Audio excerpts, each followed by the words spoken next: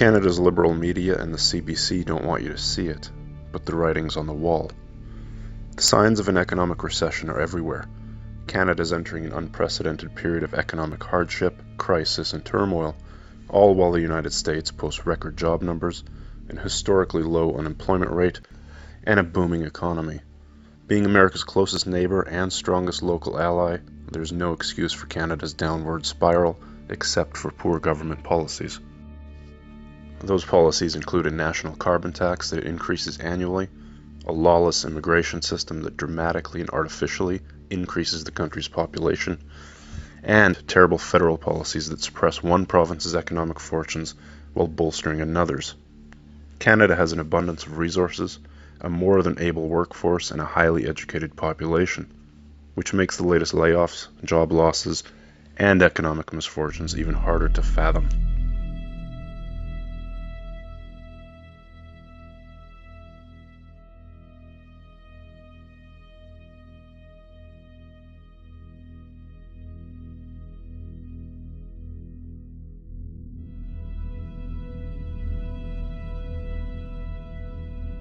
There are no excuses for Canada's affordability crisis, economic recession, and increasing unemployment rate, except for one obvious common denominator in all of it: Justin Trudeau and Canada's current Liberal government.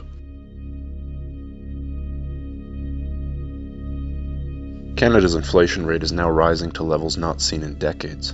Jobs are being shed as fast, if not faster, than they were during the 2008 and 2009 recession. Food prices are expected to jump by 4% this year. The unemployment rate is continuing to rise while taxes and the cost of living increase exponentially for all Canadians. The cost to heat a single-family home during the winter has increased by hundreds of dollars per year for the average family, while wages and salaries continue to stagnate. Layoffs are plaguing the energy and manufacturing sectors, all while Trudeau and his Liberals rake in millions worth of salaries and pensions, looking out at the rest of the country from their cushy offices in Ottawa.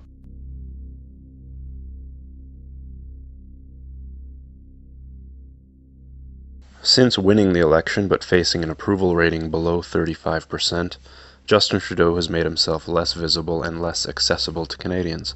You can say that he's in hiding. This is probably the doing of Liberal strategists who have come to the understanding that the more Justin talks, the more trouble the Liberals find themselves in.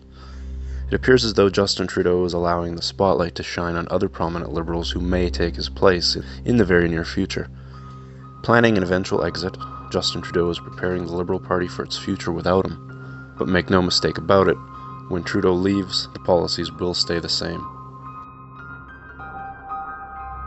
Under the Liberals, no matter who their leader is, Canadians can expect an increase in carbon taxes, a decrease in jobs, an increase in inflation, and a continued decline in quality of life. As the Canadian economy drains itself into the sewer over the next year, federal and provincial revenues will take a big hit, meaning even higher taxes and less money to fund education, healthcare, and infrastructure. And the higher taxes go, the less affordable life becomes for ordinary Canadians, meaning that the country's economic fortunes continue in a downward spiral as Canadians spend less, work more, go into debt, and cut back their own household budgets. It's not rocket science, it's basic economics, something Justin Trudeau and his Liberals know nothing about.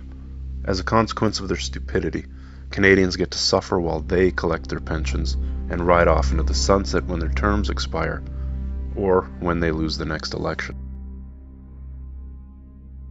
Canada is suffering from an affordability crisis, and it's teetering on the edge of a severe recession. In Alberta, record-high insolvency rates are worrying economists.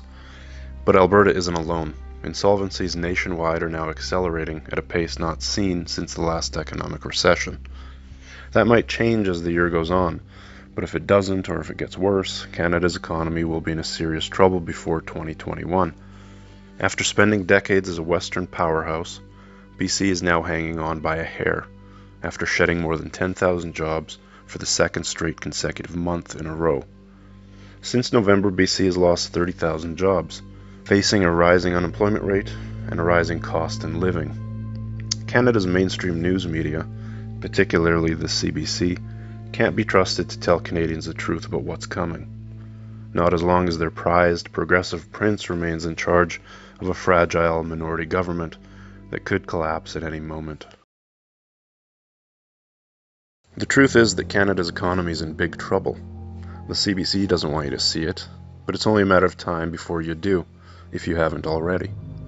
As affordability shrinks along with job prospects, we can expect consumer confidence, investments, and optimism to go along with them. As a result, Canada's economy will start to fall like a series of perfectly lined dominoes. At this point, we still have time to stop it.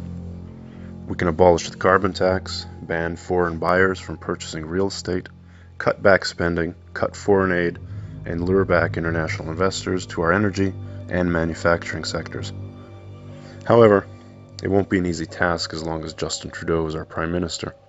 Right now, it's up to the opposition leaders to take action and acknowledge the looming crisis hanging over our great country. If they wait too long, it'll be too late to reverse the coming recession and to prevent the damage and devastation it will cause.